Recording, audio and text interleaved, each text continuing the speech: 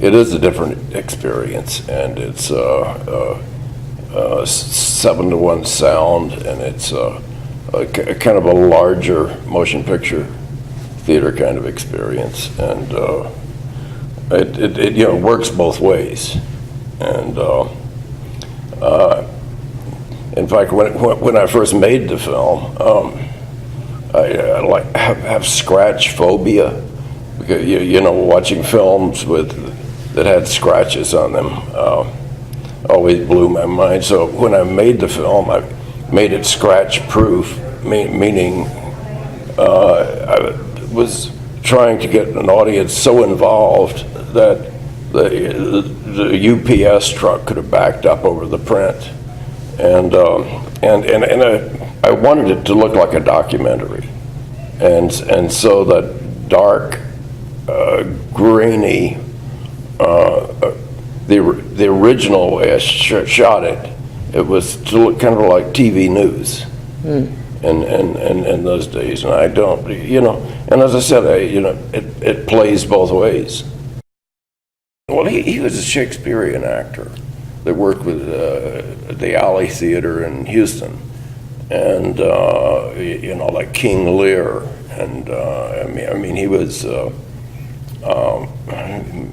great King Lear, and so he was a great actor, and so he totally understood it, and we worked together on the character as to how the character would behave.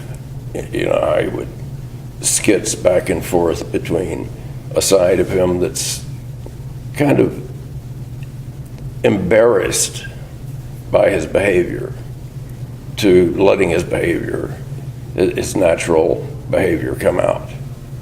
And shooting a lot of takes and not also behind the scenes separating the cast and crew, like Paul Partain wasn't allowed to be social with the other actors, and I encouraged him to wear the same clothes every day, and it was part of the technique of not wanting to be near him, the other actors not wanting to be near him because he was so filthy. What I do now is I just don't cut the camera. I'll let it roll, and I won't stop things, and I'll direct during the shooting and the camera's still rolling, and go back to one. So there isn't this shutdown time, and the more it takes, the more relaxed and believable the performance is, and I'd talk to Kubrick about that, and he would shoot 100 takes. In fact, he had a theory that it starts getting good around take 60. Stanley bought a print of Texas Chainsaw Massacre, and so did Ridley Scott. But before making The Shining, he bought a print of the film, and it's on his top 10 list of his favorite movies.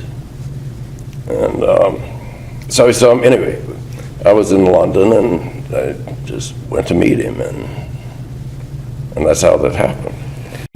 Well, I'm currently working on something that is very strangely emotional, and it's and I hope it can be accepted, because it isn't in the horror genre. I would call it more of a film noir. I love film noir.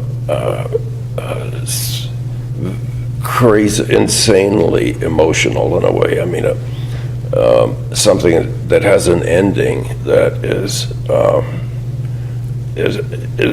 the best emotional feeling that's messed up. The screenplay blows my mind.